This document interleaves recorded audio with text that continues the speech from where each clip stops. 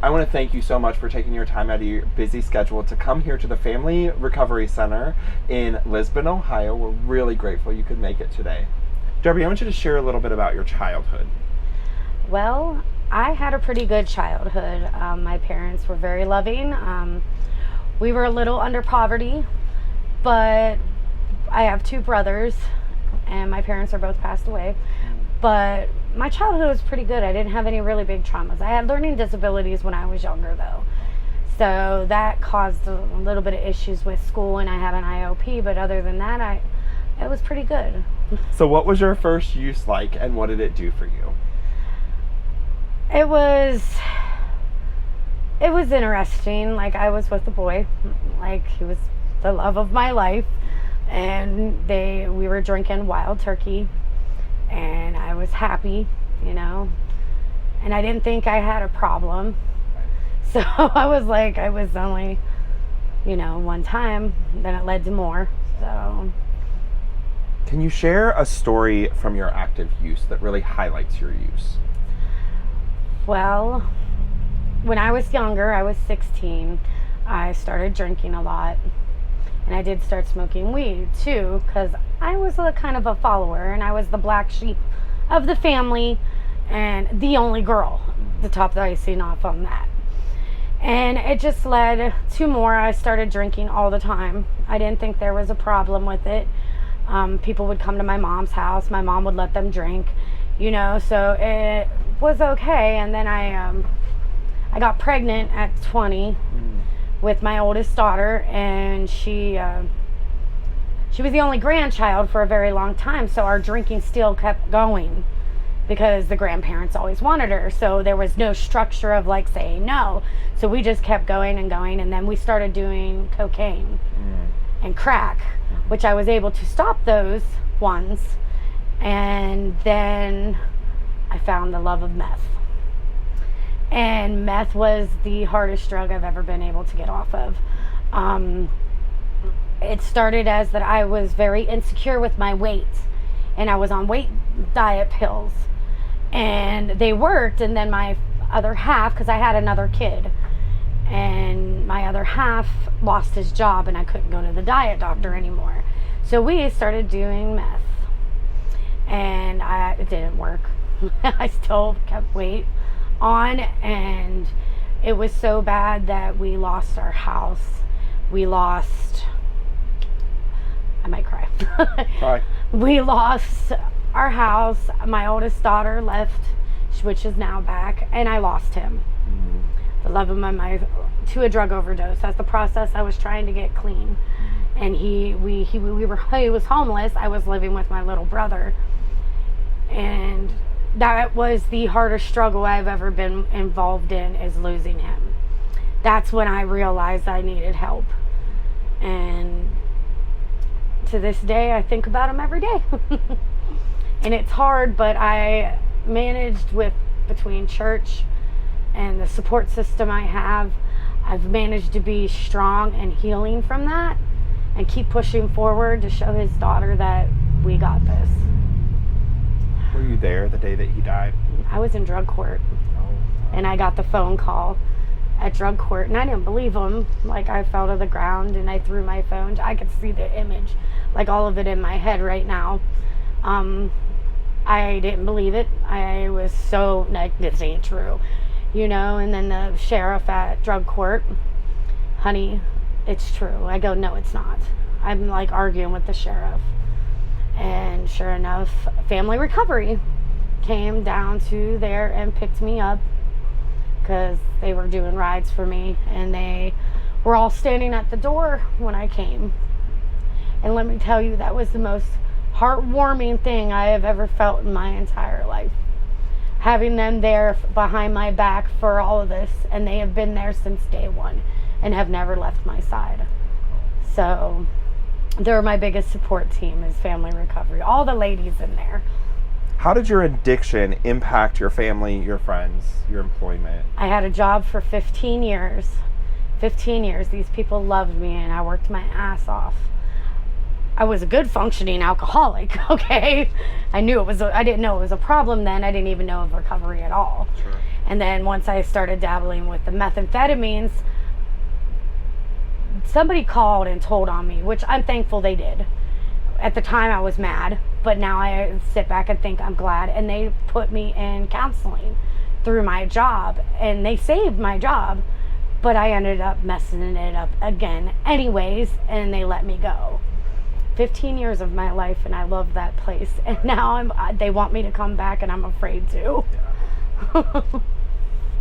How was your mental, physical, and spiritual health during your active use? I was very clean meth addict. I have something like called codependency. It's very, very bad. I've heard of that. Yes, it's very, very bad. And in my addiction, I think it was more intense. I didn't even know it existed. So me thinking back in my addiction, I like to control situations, and if I can't control it, I lose it. And with that, it was difficult.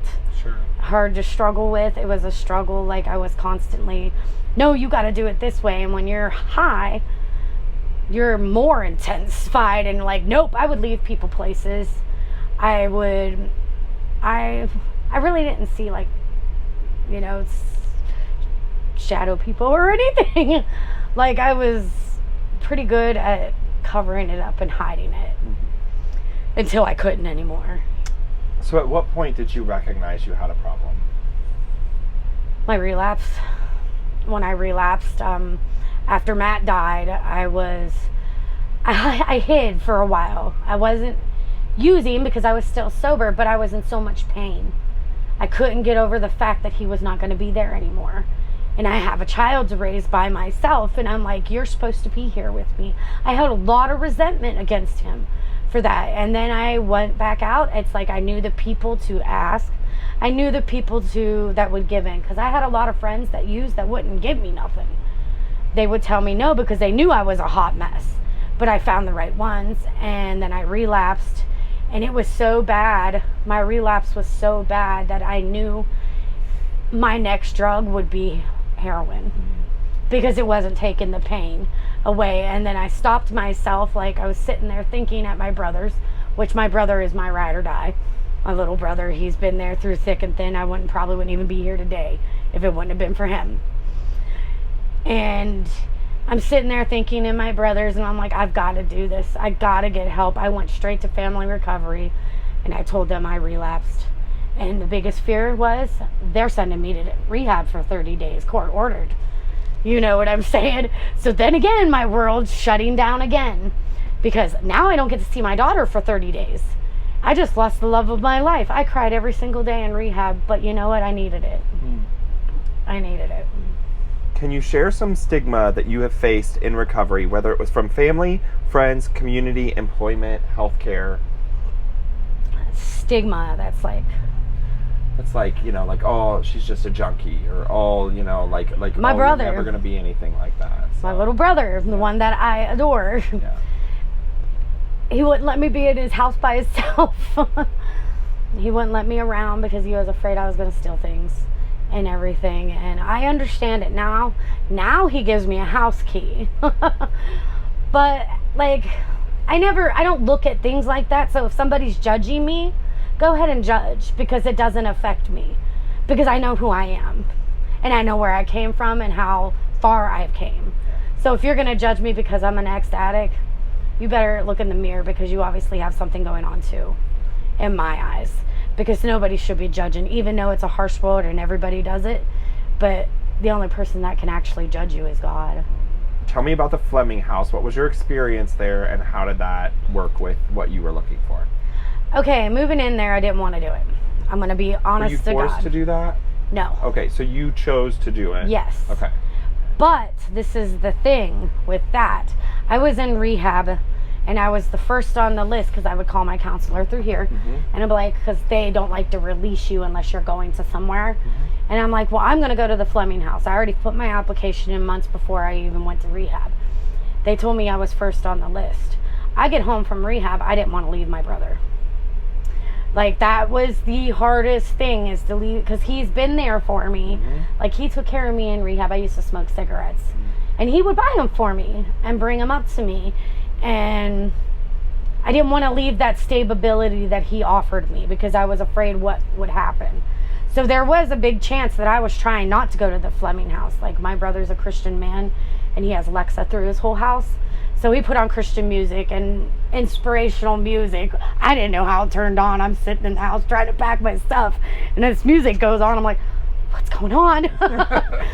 And I came. When I went there, I was still in some chaos. Not directly in the drugs, but still dealing with the people. You know, so they took my car keys for a week, but it was optional. I didn't have to give them up. But then in the reality of it, I knew that I needed to give these to them, because if I didn't, something bad was going to happen. So that right there showed me that this place is safe. I'm going to be safe here. They work with you with goal planning and budgeting. They help you learn how to start a new life all over again, and it works. They helped me build bonds with my daughter. My brother now trusts me. Fleming House has done all this for me. Like, I have very low self-esteem, which I'm working on it, and they've helped me with that, and a codependency class that I was dealing with my CGCA there. So that place has changed my life. Even the women in it have changed my life, because you got to understand, like I said, everybody's addiction, everybody's recovery road is different. So, like, I have 2 years. My friend has a year. I'm farther ahead. So I got to think about what she's going through and then what I'm going through. You know, it's going to be different. So living there was definitely an experience for me. Living with a bunch of females, I never thought it would be okay, but it worked out. Like, I have friends forever now. You know, like, I have some female friends that are my forever friends, and they're never going away. We keep in contact with each other, and we talk to each other on a daily basis. So family recovery and the Fleming House really helped a lot. Awesome. Darby, can you share a inspirational story from your recovery? That would be me getting baptized at church. Celebrate Recovery in Damascus. I was struggling to even get there because my car was broke. And I'm like, how am I going to get there? I need to be there. I get there and I go in that water. I come up in tears because I am so relieved I am now saved. And nobody's going to take that away from me. You know, and it was the most amazing God-sent thing I have ever done. What are some internal and external motivators that keep you in recovery? Well, my daughter is one of them. For sure, my oldest puts me in check because she quit talking to me. So now that she's back around, she's always constantly, Mom, what you doing? And I'm like, nothing, I will be home soon. And then I go to church for me. I don't do that for anybody else. That is for me and God. I do that for myself. Nobody's going to take that away. That's my inspiration to stay sober. I'd like you to share some inspiration and hope for those who are still struggling with addiction. You can do this. We do recover. And I give you all the hope and strength that you need to get through this. And God will help you. And your higher power will help you get through this. Just keep going and keep pushing forward because you can do this. Darby, thank you so much for taking the time out of your busy schedule to come here to Lisbon, Ohio at the Family Recovery Center and share your inspiration and hope for those who need to hear it most. Your story will help to spread awareness, humanize addiction, end stigma, and inspire hope one story at a time.